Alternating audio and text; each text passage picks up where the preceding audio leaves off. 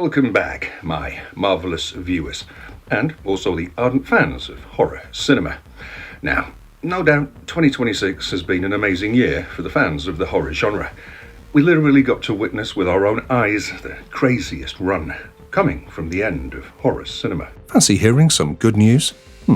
Well, this year, yet another big release is expected, and it's coming from none other than the official daddy of the 21st century Gothic horror cinema, a.k.a. Robert Eggers. Okay, wait, haven't you watched the official trailer of his next directorial, Werwulf, yet? Well, if not, then just go. Watch it right away. The trailer looks so awesome. I just couldn't move my eyeballs away from it. More interesting is that it's releasing around the end of this year, at the very moment when the air, flavoured by jingling bells and Christmas trees, would be lingering around us. And yes, we are again getting to see two of the most versatile actors on the big screen, Willem Dafoe and the gorgeous Lily Rose Depp, whose character sports a cleft lip. And this is why I decided, well, why don't we talk about the best horror movies of 2026 so far? And one upcoming horror movie that we're excited for. A big yikes. Obsession and Backrooms are definitely not the only horror films that have been released so far. So, if you've not watched these other films either, well, then you definitely don't want to miss these. That being said, let's start today's video without any further ado. Stop. Obsession.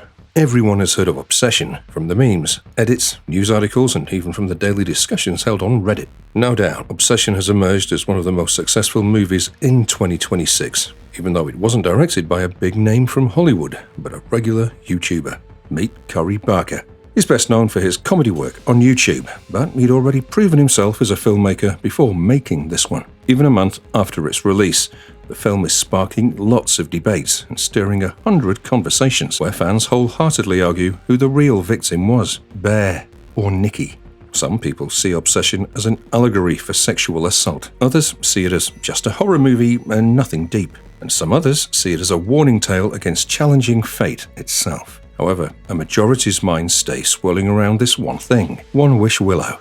The mystery behind it is just too flattering to even miss out on. If you're still bewildered about what the ending exactly meant and the origin of One Wish Willow, well, then you can check out our other videos related to this film.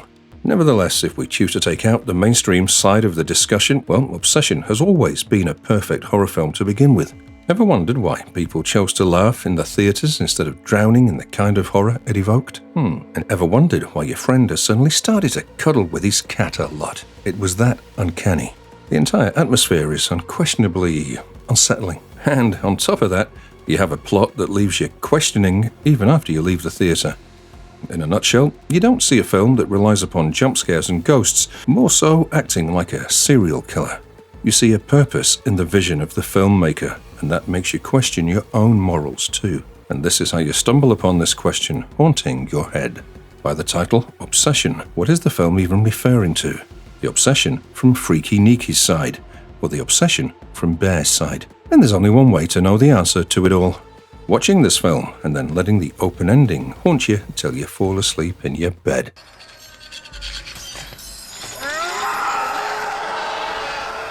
Hokum. Our second film is none other than Hokum, and what makes Hokum part of this discussion isn't just that this film is directed by the guy who directed Caveat and Oddity, or that it stars the Severance fame Adam Scott as this prickly author, the Sheep Detective's Sebastian style. But it's also because, well, for the first time we got to watch a film that has a really strong plot, let alone a jump scare that arrives at the very moment you play this movie on your TV. I mean, when I first watched Hokum, it left me with so many questions.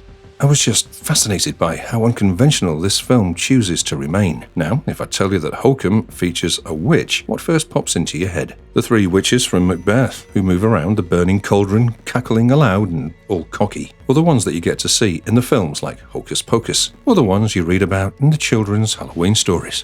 Well, what if I tell you that the Hokum witch wasn't all that at all? In fact, she doesn't even use a broom to travel, nor does she have a black cat accompanying her, and that's actually refreshing to see. Hokum doesn't allow you to see the witch as some kind of corny, Freddy Krueger-like ghost who doesn't let you stay in peace, nor do you see her as a purely evil entity. Her appearance and even her existence seem to draw inspiration from folklore, and this is why the witch looks more like an embodiment of something that your own personal interpretations will inform you of. We have a video where we explain the Hokum witch, by the way, but if you've not watched the movie yet, then I'd request you to first finish the movie, and then look forward to seeing the explanation from our side. That being said, I never shy away from admitting that Hokum was the film that made me realise that 2026 is gonna be a great year for horror fans. Yeehaw!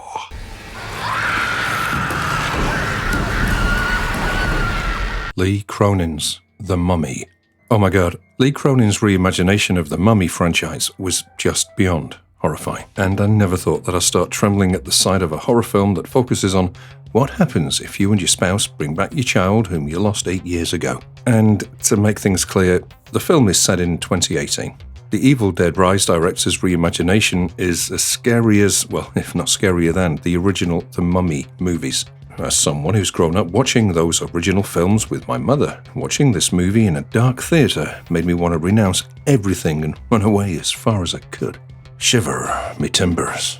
A TV reporter's child is kidnapped by some mysterious lady named the Magician, and 8 years later, archaeologists find the kidnapped child alive, but mummified inside a coffin, with inscriptions on it about an ancient demon named Nazmaranian, who becomes more powerful after the scripture is removed.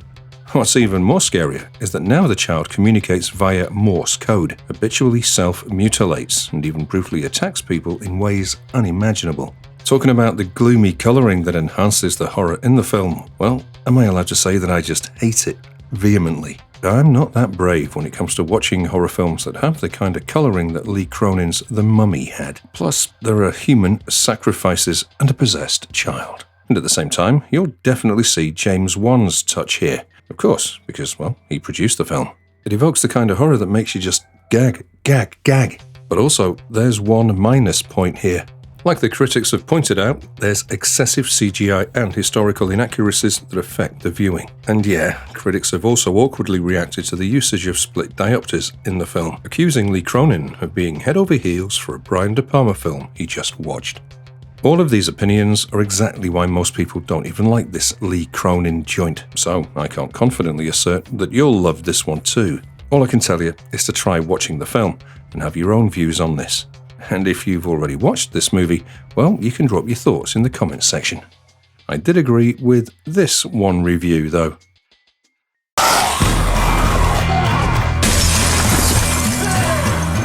"28 years later, The Bone Temple."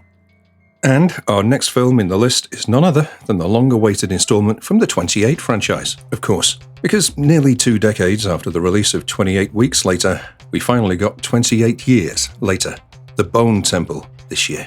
Of course, we got 28 years later from Danny Boyle a year ago, which was also related to the time post-Rage virus outbreak, but it wasn't as impressive as this new one.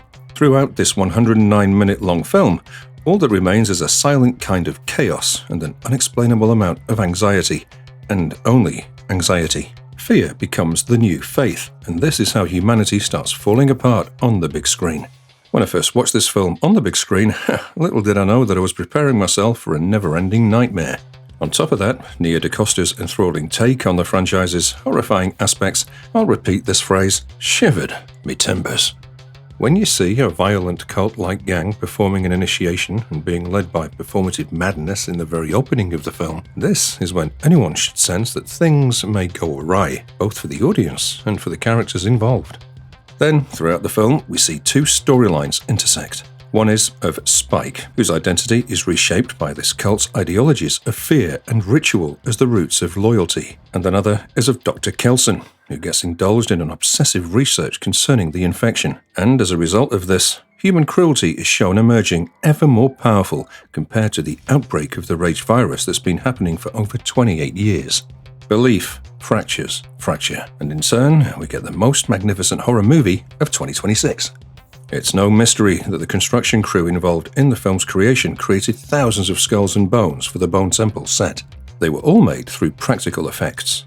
This is exactly why, during the promotional events, Jack O'Connell, who stars in this film, called the production of this movie the weird, deranged cousin of the previous installment, and we even get a fun surprise cameo. If you spot it, let us know in the comments.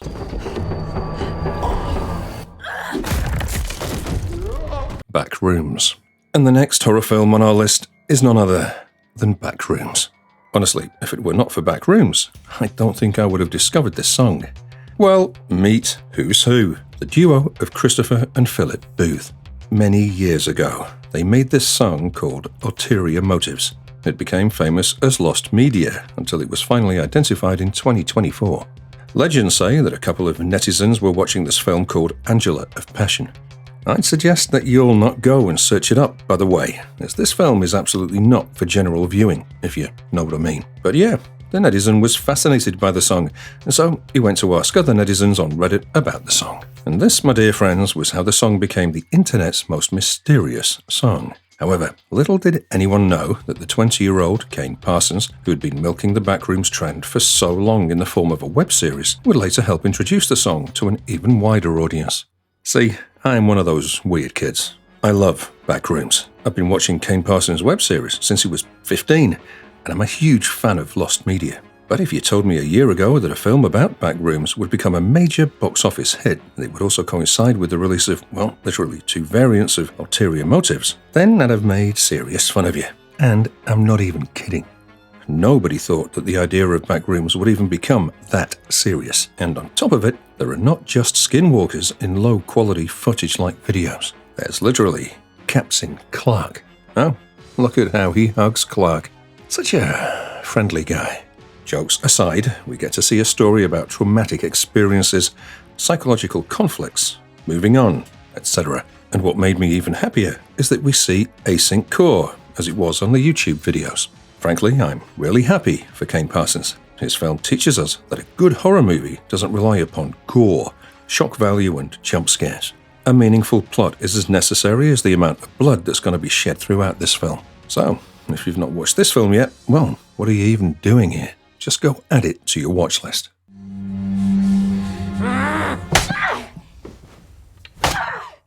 Marama. Our next film in this list is Marama, a New Zealand film set primarily in 1859 North Yorkshire, England, and it's about Maori people. Plus, the film is female-led, and we rarely see female-led movies. It's funny how 2026 will be remembered in our hearts for giving female-led movies a golden opportunity. And what's fascinating is that the very first scene of the film makes the movie's purpose look crystal clear. From the very opening scene itself, the film makes us realize that it's not going to be a mill Gothic ghost film like Run. Not at all. Its narrative structure is quite unconventional, but it also doesn't shy away from clarifying that it's going to hold the audience's hand and lead them through the story as it progresses. We don't just see the protagonist pouring out her feminine rage or encounter long memorable moments of jump scare and pure shock. In fact, we see a beautifully crafted commentary on English colonialism unfolding in front of our eyes, of course showcased through the eyes of an indigenous lead heroine, whose reactions are filled with unadulterated horror every time she sees something unjustifiably wrong happening in her life. Blended with Ariana Osborne's flawless detail-oriented commitment to this character, who's too tough to depict, the film arrives as an immediate orientation of the good for her canon. And on top of that, the cinematography of this movie is superbly fashioned. Oh yeah, did I forget to mention that the subject matter of the film is extremely difficult when it comes to making use of it for creating even a horror movie. A skint plot, heavy themes, and a kind of pacing which is slow yet beguiling. Put them all in a petri dish and we see a film like Marama emerge. But honestly, not everyone can even pull that as Taratoa Stappard does. That being said, let's move on to the next film in our list.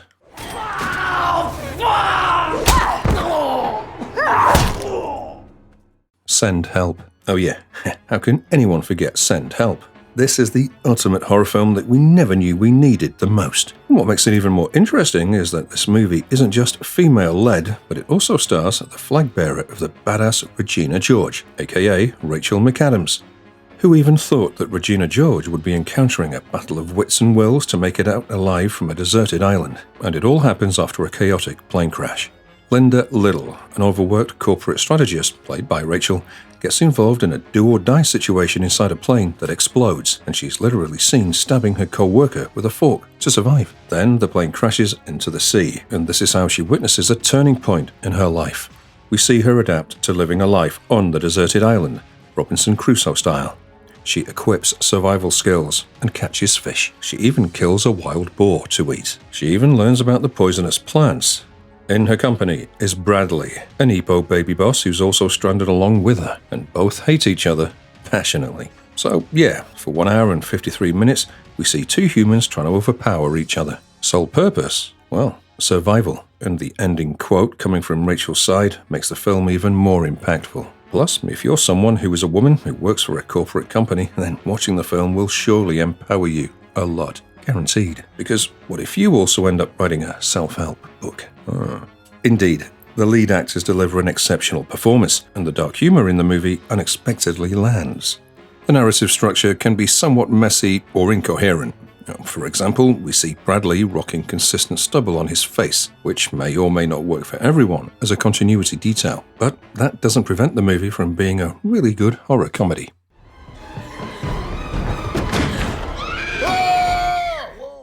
Scream 7. Oh yeah, 2026 has been a great year for slasher fans, especially with the return of Scream 7. If I'm allowed to be super honest, well, Scream 7 isn't as impactful as the other Scream movies. But if you're someone who chooses to watch this film just to revive your Scream nostalgia, then this film may actually work out. And Sidney Prescott is again in danger, of course. Nobody lets her chill, let alone the Ghostface killers. Every time some new Ghostface killer emerges, not only to make thirst traps on TikTok, but also to keep haunting Sidney, and only Sidney, even if she's in her 90s. Should I say, poor Sidney? I may not have enough words to say about Scream 7, but if you're someone who loves watching horror movies that prioritize gore over plot, such as the Terrifier franchise, or want to watch some movie that can let you turn off your brain for some seconds and rest, well, then Scream 7 is that, ooh, I'm gonna get you film you were desperately looking for. I'd say that the highlight of the film for me has always been Neve Campbell. Her return as Sidney Prescott, who faces the horrors of her past, will bring the distant old memories that he had created with the Scream franchise, ever since Wes Craven directed the original Scream films. Surely there wouldn't be the kind of magic that Wes triggered in the old Scream films, but you'll still find this movie an enjoyable watch. Joey, you have to cut it out of me. Now! Touch Me. Our next film is Touch Me, and this is the closest we could get to an unofficial Jared Leto biopic, by the way. A really spicy film, if I'm allowed to be honest. I mean, can you even imagine a blend of psychosexual genre, horror, comedy, and sci-fi? Oh yes, I bet you got deja vu while I said all these, thanks to films like the Rachel Sennett and Pete Davidson starrer Bodies, Bodies, Bodies. There's murder, there's blood, there's mayhem, there's heroin, there's friendship, there's tentacle love, sexual fluidity, and there's even sex. Sex cults, to be precise. And no doubt, the tales tackle sensitive issues like sexuality, childhood trauma, mental disorders, etc., which even further add to the intriguingness of this movie. But then again, the feeling of claustrophobia that emerges as the movie proceeds is beyond horrifying. Not all touches heal the wounds, just so you know. So yeah, Touch Me is the kind of movie that makes you want to touch someone or ask someone to touch you, but you definitely wouldn't love to let the horror side of the film touch you.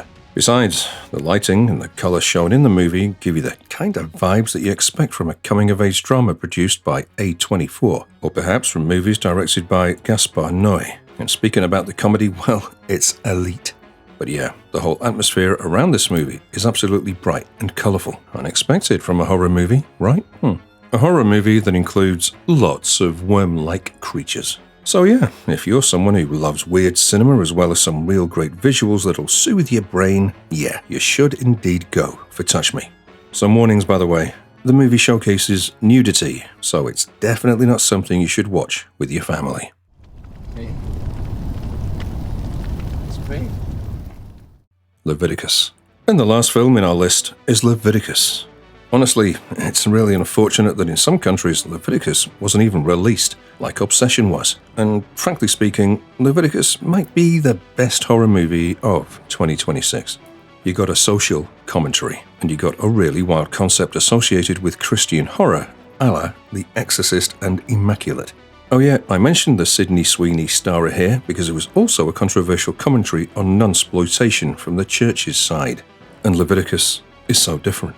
While Immaculate was entirely on the side of female churchgoers, Leviticus advocates the idea that homosexuality is rebuked by the entire world. Even the ones who are supposed to protect you refuse to do so, just because you've finally discovered your own identity and embraced your true kind of sexuality. Like, just imagine being treated as an outcast by your own mother, just because you became real for a second.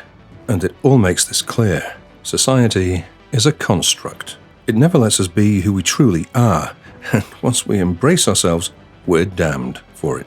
Looking back at all that, should we function under everyone else's expectations, or should we satisfy our own genuine identity? That question itself makes an entire horror movie flash in our eyes. Of course, the film deals with mature sexual themes involving teenage characters, and this is where I draw the line. But then again, the entire experience comes out as not just terrifying, but also educational. Drawing inspiration from the book of Leviticus in the Holy Bible, Leviticus challenges conservative views in a really bold fashion. We don't just see gay teens trying to escape an evil entity that takes the shape of whomever they desire the most. It's much more than that. Looking at the synopsis, I also thought that this movie was going to be about love and obsession. Pun intended. And yeah, if you're a fan of Frank Ocean, well, you might be in for a greater surprise during the movie. So don't forget to check this movie out once it comes out on the OTT. Or you may visit the nearby theatres to watch it. Well, that's it. I hope you guys enjoyed watching this video. And if you did, well, we'd like to make a sincere request from our side. You can drop a like on this video, share it with your friends, hype the video, and also drop your requests in the comments section so that we can cover a topic that you've always loved engaging with. We'd also be glad if you shared which one among these has been your favourite so far. And for more such marvellous videos, please don't forget to subscribe to our channel and hit the bell icon so that you never miss any updates.